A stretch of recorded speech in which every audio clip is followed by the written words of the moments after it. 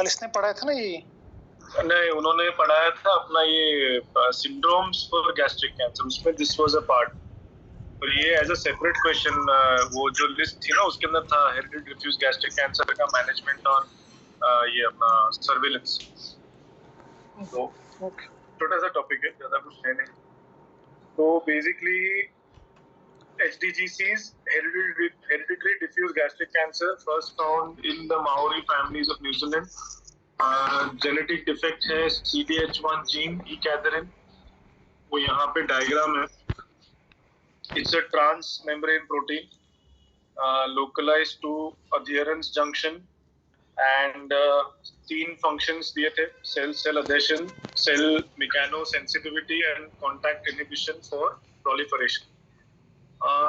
मोर importantly 2 cell के बीच में अधेरन ई कैथरीन के डाउनस्ट्रीम में आपका alpha catenin, beta catenin, delta catenin, और उसके डाउनस्ट्रीम पे सारा प्रोलिफरेटिव सिग्नलिंग और ये सारे जो ई कैथरीन के फंक्शंस है वो। व्हाट इज इम्पोर्टेंट इज कि CDH1 is the most common mutation found in hereditary diffuse gastric cancer. Second most common mutation is this CTNN alpha catenin mutation, and third NCCN ने दिया है breast का जो PAL-BT होता है वो। तो ये मतलब ये diagram basically if you remember तो उससे पूरा हो जाता है कि CDH1 codes for E Catherine, ये 3 फंक्शन। तो in keeping with the original report, मतलब वो जो माओरी फैमिलीज का था उसमें जो HDGC के केसेस थे सबका germline pathogenic variant of CDH1 मिला था। ओपन नॉनसेंस मतलब अर्ली स्टॉप मतलब ट्रंकेशन ऑफ द प्रोटीन मतलब नॉन फंक्शनल प्रोटीन। तो families with pathogenic CDH1 variants are at increased risk of developing 4 things. एक है हेरिडिटरी डिफ्यूज गैस्ट्रिक कैंसर, एक है इन्वेसिव लोब्यूलर कैंसर, ये दोनों मैलिग्नेंट, और तीसरा है क्लेफ्ट लिप एंड पैलेट। ये याद रखना, ठीक है। तो पहला अपना था CDH1 जीन, दूसरा है ये जिसमें pathogenic variants of CTNN1 have been found that function downstream to E cadherin also associated with HDGC। ठीक है, ये इंपॉर्टेंट क्यों है? क्योंकि एक मिनट, ये ना मैंने NCCN के वो नोट्स में से लिया है। याद रखना, average age is 37 years, life time risk ये हर जगह अलग दिया है, इसलिए NCCN से लिया है मैंने। By the life time risk by the age of 80 years, males में 67%, फीमेल्स में 83%। एंड कोई डायग्नोसिस का इतना कुछ है नहीं क्योंकि इंटैक्ट म्यूकोसा के नीचे रहता है ये। लाइफ टाइम रिस्क इतना ज्यादा है, इसीलिए prophylactic total gastrectomy is the treatment of choice. Prophylactic मतलब विदाउट अ D2, म्हणजे only level 1 to 7 or 1 to 6 between the ages of 18 and 40 years for all carriers of germline truncating CDH1 mutations। prior to 18 years में जरूरत नहीं है। और एक line है वो बाद में भी आएगा, यहाँ पे रिटरेट करता हूँ खाली। और स्क्रीनिंग UGI स्कोपी बिफोर आपने डिसाइड सर्वेलेंस कर रहे हो तो UGI स्कोपी करना ही है, पर आपने डिसाइड कर लिया है, पेशेंट मान गया है कि हमको प्रोफाइलैक्टिक टोटल गैस्ट्रेक्टोमी करनी है, उसके बाद भी उसके पहले हम लोग UGI स्कोपी एक करेंगे। ये क्यों करेंगे? टू सी कि अगर कहीं पर भी बाय चांस इन्वेसिव कैंसर मिल गया, then you will not be doing a prophylactic total gastrectomy, you will be doing a radical gastrectomy, in which case यहाँ पे D1 था, यहाँ पे तुम्हारा प्रॉपर D2, यहाँ पे D1 प्लस आएगा, जो भी फॉलो करते हैं अपने अभी।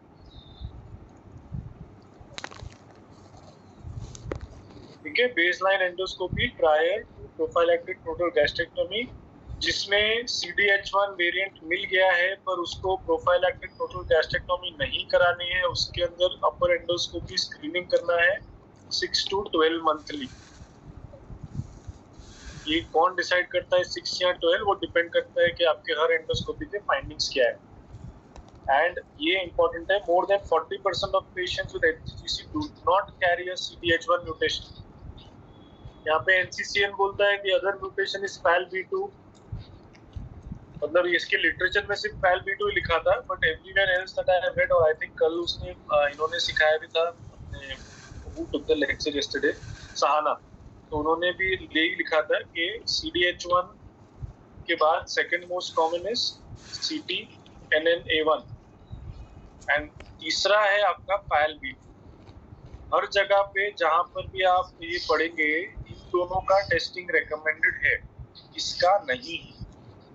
उसका रीजन ये है कि CDH1 is for diffuse gastric cancer.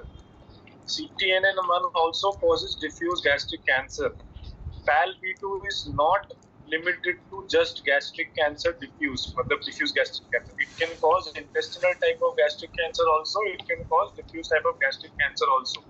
So on a very technical term, it is the CTNN alpha and it is the CDH1 gene which are responsible for hereditary diffuse gastric cancer. Diagnostic criteria में 2015 के बाद एक 2020 में update आया international.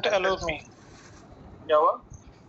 Sameer को yellow करो, कोई message. Sameer को क्या हुआ? समीर आ गया?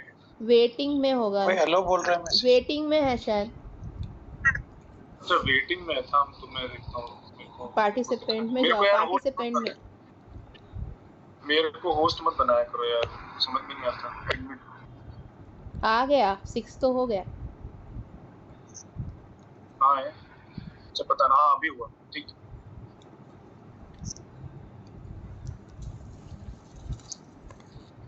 समीर हो गया ना ज्वाइन? हो गया। एक बार हाँ तो समीर सुन ना, 2 मिनट में ये अभी तक क्या किया हमने।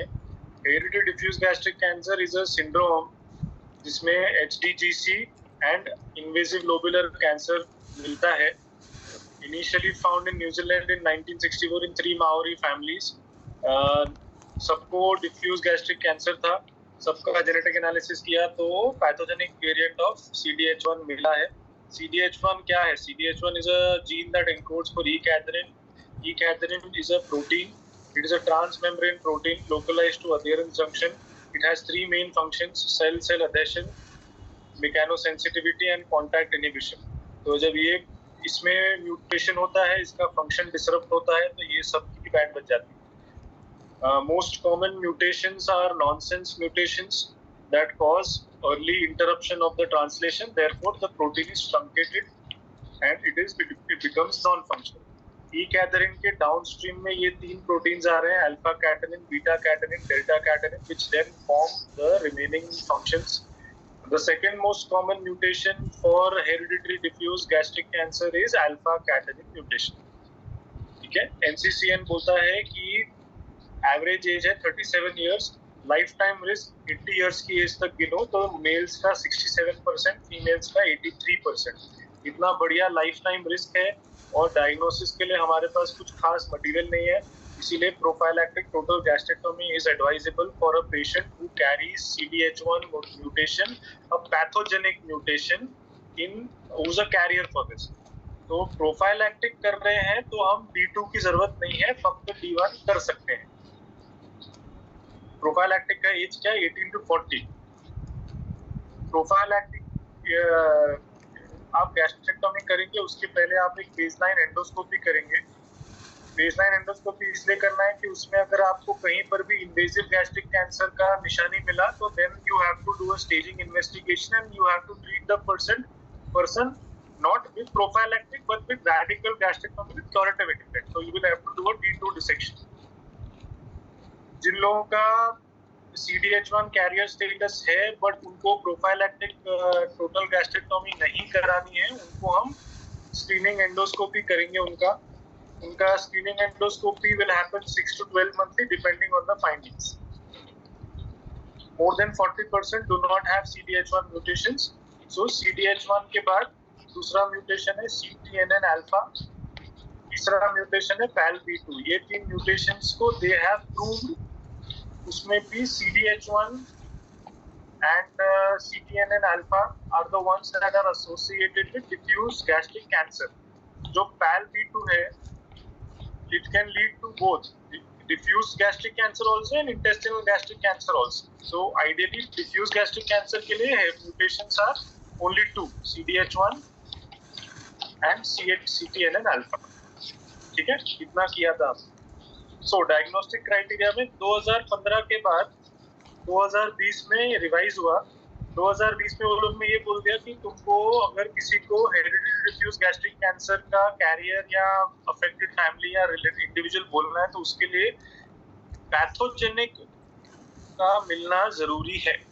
Simple. There is no morphological criteria, there is only genetic criteria.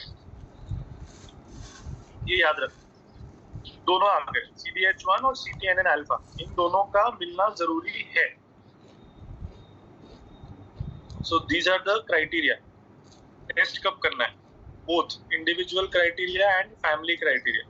Individual का simple है, if I am the individual in question, तो या तो मुझे diffuse gastric cancer diagnose हो चुका है when my age is less than 50 years, या तो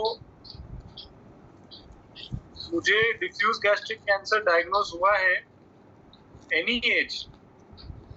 इस क्राइटेरिया में मतलब लेस देन 50 की जरूरत नहीं है अगर मेरे पास एक स्ट्रॉन्ग बैकग्राउंड है, फैमिली हिस्ट्री या personal history of cleft lip और cleft palate. So hereditary diffuse gastric cancer के अंदर चार चीजें हैं: diffuse gastric cancer, cleft lip, cleft palate, invasive lobular cancer in females. तो diffuse gastric cancer in the alone in less than 50 years, diffuse gastric cancer regardless of age, if I have a personal or a family history, family मतलब first या second relative का cleft lip और cleft palate. Diffuse gastric cancer और lobular breast cancer दोनों by the age of 69 I'm diagnosed with both. So in that case also I should get tested for CDH1 and CTNN alpha. मतलब दो cancer हो गए same individual. Bilateral LBCs भी दोनों दो cancer same individual में. So you have less than 70 years. इस last है gastric biopsy suggestive of signet cell in situ rings, ये SRC बोलते हैं, signet ring cells in situ. ये in situ signet ring cells are a characteristic of the hereditary type of diffuse gastric cancer. और अगर hereditary आ गया मतलब it is either CDH1 और CTNN alpha. मतलब स्पोरेडिक डिफ्यूज गैस्ट्रिक कैंसर के अंदर ये नहीं मिलता है in an individual aged less than 50. ठीक है. So less than 50 years पे मुझे diffuse gastric cancer है या फिर कोई भी एज फर्क नहीं पड़ता. अगर मेरे को diffuse gastric cancer है तो मेरे पास family history में cleft lip या cleft palate है. diffuse gastric cancer and lobular breast cancer less than 70 years पे हो गया मुझे, या bilateral lobular breast cancer हो गया less than 70 years पे, या फिर मेरे UGI स्कोपी के अंदर बायोप्सी किया उन्होंने रैंडम, और रैंडम बायोप्सी के अंदर सिग्नेट सेल्स इन सीटू मिल गए. रैंडम इसलिए बोल रहा हूँ क्योंकि इन सीटू सेल्स आपको नॉर्मल म्यूकोसा के अंदर ही मिलेंगे. तो रैंडम बायोप्सी हुआ है and signet cells in situ मिले हैं at the age of less than 50. So that is the criteria where I should as an individual get tested for this. Family मतलब मेरी फैमिली को टेस्ट कराना चाहिए if more than 2 cases of gastric cancer in family with at least one of them is confirmed to be a diffuse gastric cancer. More than 2 cases of lobular breast cancer less than 50 years in the family. More than 1 case of diffuse at any age and more than 1 case of LBC in a different family member of age less than 70 years. ये जरूर याद रखना, ये और ये याद रखना, ये ठीक है. ये थोड़ा एक्सटेंड हो गया, बाकी ठीक है. ठीक है. So we have hereditary diffuse gastric cancer, similarly hereditary lobular breast cancer. ये भी याद रखना because it is defined by the presence of genetic pathogenic variant and phenotypic expression with isolated LBC.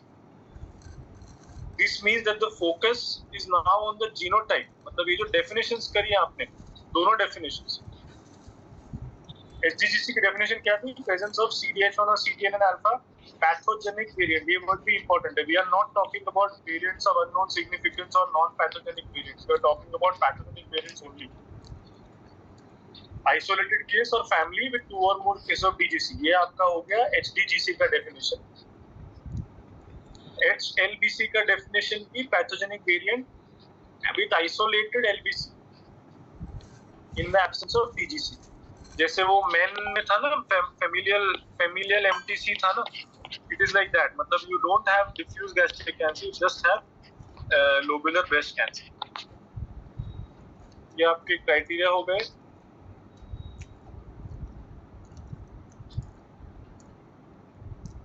हाँ, ये pathogenic variants may be likely pathogenic, not VUS, likely pathogenic variants have more than 90% of likelihood of pathogenicity, मतलब the database is not yet updated.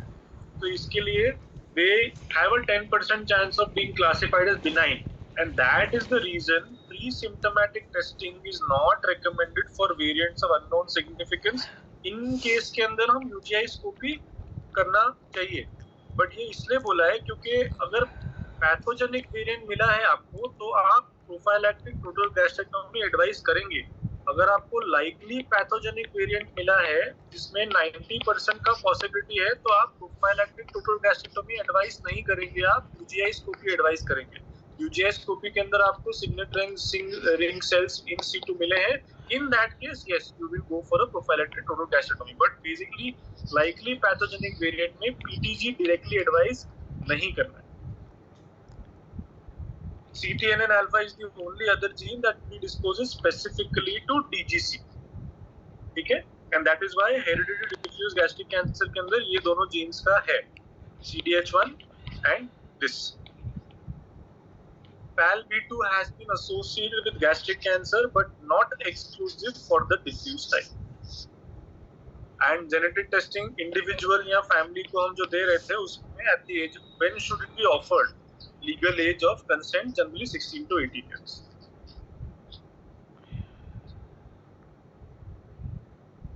So what they have actually found is, समझो मैंने 18 years पे अपना test कराया, CDH1 आ गया मुझे, pathogenic variant आया, and by the age of 20 years,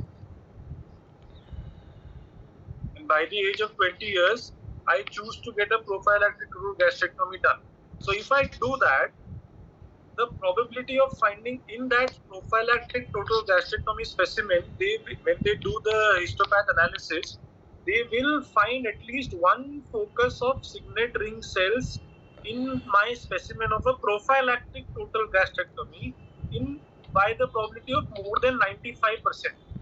मतलब आप 100 ऐसे पेशेंट्स का जिनका प्रोफाइलैक्टिक कर रहे हैं जस्ट बिकॉज उनको CDH1 वेरिएंट है, उनका यूटीआई स्कोप भी एब्सोल्युटली नॉर्मल है, उसमें मोर देन 95 स्पेसिमेंट्स में आपको एटलीस्ट एक तो SRC का फोकस मिलेगा. बट इसका प्रॉब्लम ये है कि ये SRC का फोकस होना और उसको डिफ्यूज गैस्ट्रिक कैंसर के अंदर ट्रांसफॉर्म होना, ये जो लैग पीरियड है इसका हमें कुछ आइडिया नहीं है ये कितना है. And that is why in individuals diagnosed with a pathogenic variant, the lag period before the development of a clinically significant manifestation is unpredictable, and so therefore currently there is little understanding of these factors that influence progression. And we know कि 80 years के as में 80 years की as तक 67% males and 80% lifetime risk for female था. And that is why a prophylactic total gastrectomy is the only cure, potential cure for a patient with diagnosed HGDC syndrome.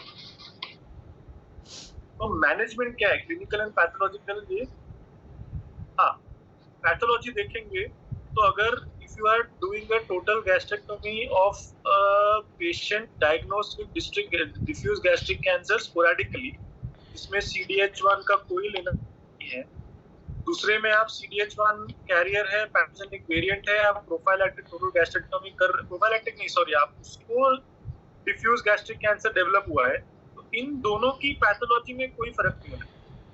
There is no macroscopic finding that would tell you कि ये patient को CDH1 है और ये patient को sporadic है, ऐसा कोई macroscopic finding नहीं है. So HDCC is also comparable to sporadic DGC histopathologically with the typical microscopic finding of SRC, which widely invade the whole thickness of the gastric wall. तो SRC है आपका signet ring cell, that is the pathological hallmark of the diffuse gastric cancer. What is more important is in situ signet ring cells. if this is found in situ, ठीक है ना, we are talking about in situ, मतलब हम लोग T1 के भी अंदर है, हम लोग मस्कुलरिस म्यूकोसा तक भी नहीं पहुंचे, हमारे पास एपिथेलियम है, लैमिना प्रोप्रिया है, मस्कुलरिस म्यूकोसा है, सब म्यूकोसा है, सब म्यूकोसा में पहुंचने वाला गैस्ट्रिक कैंसर T1B रहता है, इस यहाँ का गैस्ट्रिक कैंसर T1A रहता है, और अगर इसने लैमिना प्रोप्रिया और मस्कुलरिस म्यूकोसा को भी इन्वेड नहीं किया है, वहां पर जो सिग्नेट रिंग सेल्स है, you call them in situ signet ring cells. So they are not invasive, they are just in situ. We are still talking about TIS. So TIS वाली signet ring cells मिलती है, that is a finding of hereditary gastric diffuse gastric cancer, not sporadic diffuse gastric cancer. ये ही एक important चीज है that is different in the pathology of hereditary and sporadic cancers. ठीक है? So remember this, signet ring cells are not the signet ring cells are the pathological hallmark of diffuse gastric cancer. In situ signet ring lesions suggest a hereditary cause. ठीक है, एक ये in situ है और दूसरा है pagetoid spread of a row of SRC. If you remember, invasive lobular cancer के अंदर हम लोग पता है Indian file pattern पढ़ते थे, तो it is a single row, मैंने उसके हिसाब से याद किया था कि इन्वेजिव लोबुलर कैंसर जिसके अंदर CDH1 होता है एब्सेंट, उसमें इंडियन फाइल पैटर्न मिलता है।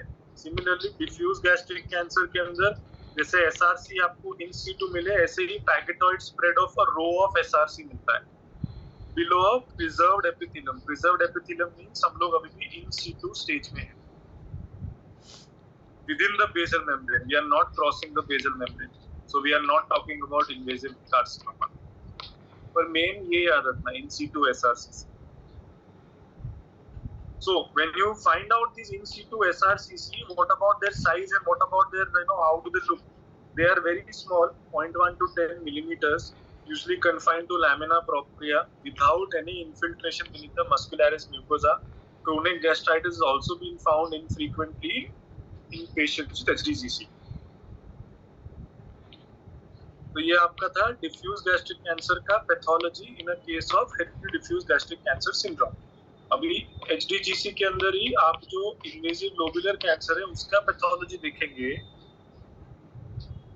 तो उसका भी ऐसा ही है, मैक्रोस्कोपिकली कोई डिफरेंस नहीं है between sporadic and between hereditary ILC patients. The only issue is the risk of lobular breast cancer begins to increase from before the age of 30 with a cumulative risk by the age of 80 being up to 50%. Loss of E. cadherin is the feature of both diffuse gastric cancer and lobular breast cancer also. Even in sporadic lobular breast cancers, E. cadherin का loss मिलता है जो diffuse जो IDC के अंदर नहीं मिलता है. That is why we have different morphology of presentations both on mammogram और similarly IDC वाला कैसा, ठीक है. So loss of E. cadherin is DGC and LBC both. LBC is often multicentric, bilateral, then ductal breast cancer. These tumors do not form a well-defined mass. So ये सब lobular breast cancer के characteristics हैं. They are to do with E. cadherin loss, and this E. cadherin loss in lobular breast cancer is found in both sporadic also and hereditary also.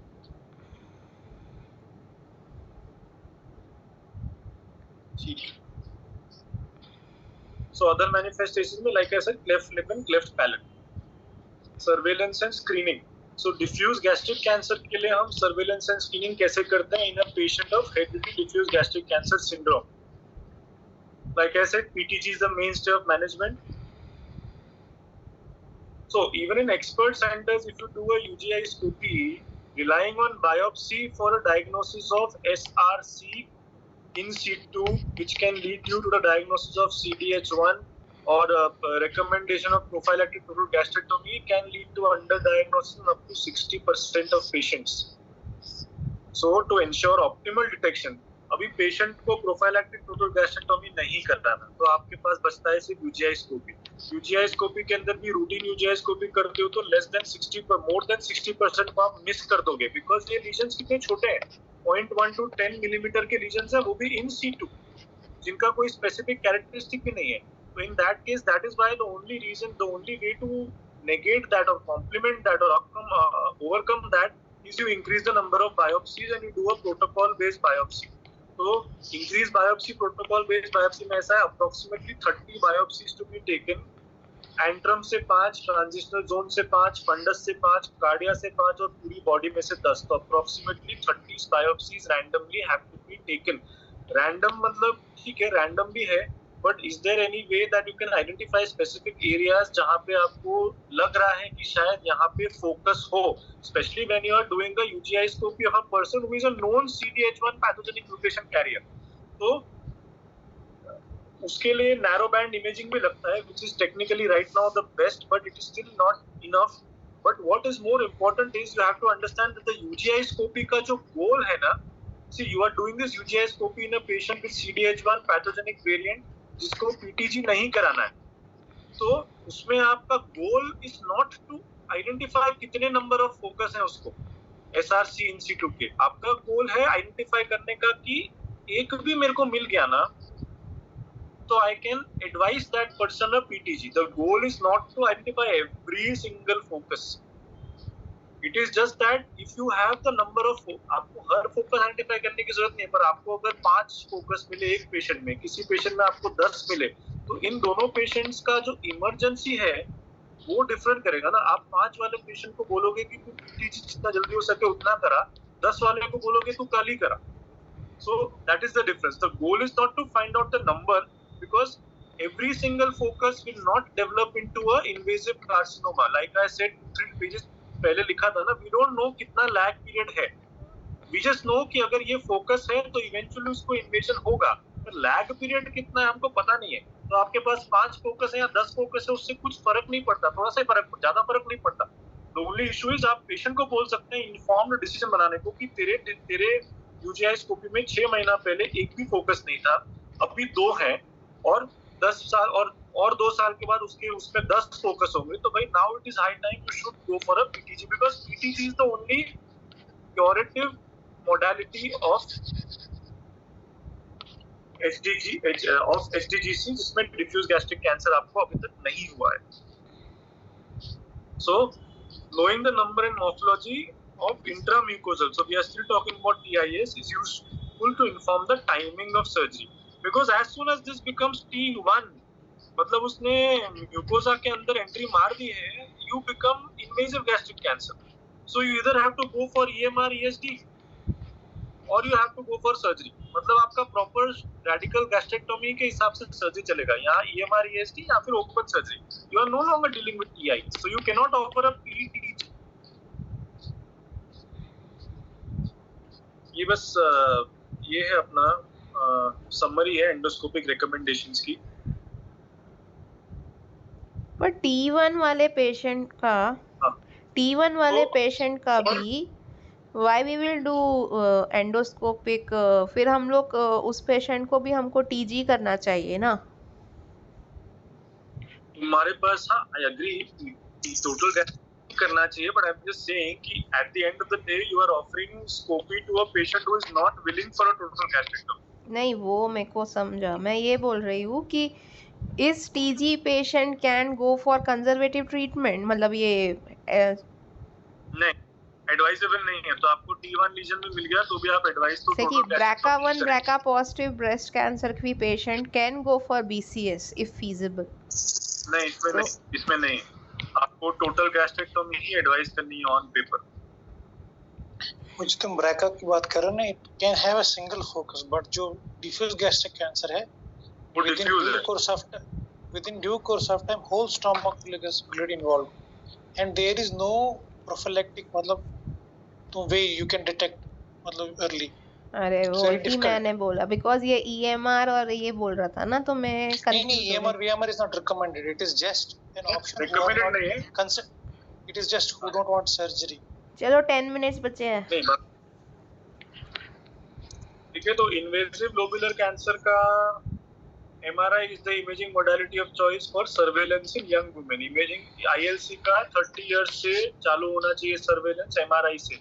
ये मैं यहाँ पे skip करके ये सिर्फ ये बताता हूँ, ये पूरा ये है समरी है। Begin at the age of 60, include yearly clinical breast examination, yearly breast MRI is recommended। Ideally ये इम्पोर्टेंट है, ये मेरे को नया मिला, बाकी आई डोंट नो हम लोग ऐसा कुछ एडवाइस नहीं करते हैं, बट नया है, मिड साइकिल में होना चाहिए MRI. Yearly mammogram from the age of 40 years is recommended over and above the MRI. खाली मैमोग्राम से लॉस होता है, खाली एमआरआई से भी मिस होता है, तो yearly mammogram in addition to MRI is recommended from the age of 40, below the age of 40 MRI. Ultrasound has a role in women who are unable to have MRI or have no access to MRI. So what about risk reducing strategies? So prophylactic gastrectomy, I think हमने काफी बार discuss कर दिया ये. So recommend between the ages of 20 and 30, but discouraged after the age of 70.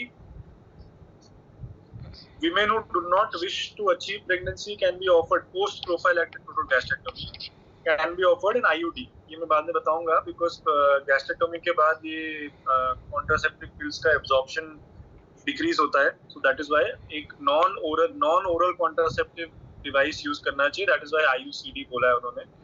And अगर pregnancy plan कर रहे हैं तो भी counselled about pre implantation genetic diagnosis and provided with nutritional counseling, because an interval of at least 6 to 12 months after surgery is recommended, क्योंकि prophylactic total gastrectomy like any other total gastrectomy will at least require 12 months, 6 to 12 months for a stabilization of weight, क्योंकि approximately 30 to 40% weight loss होता है पहले एक साल में, उसके बाद usually stable हो जाना चाहिए।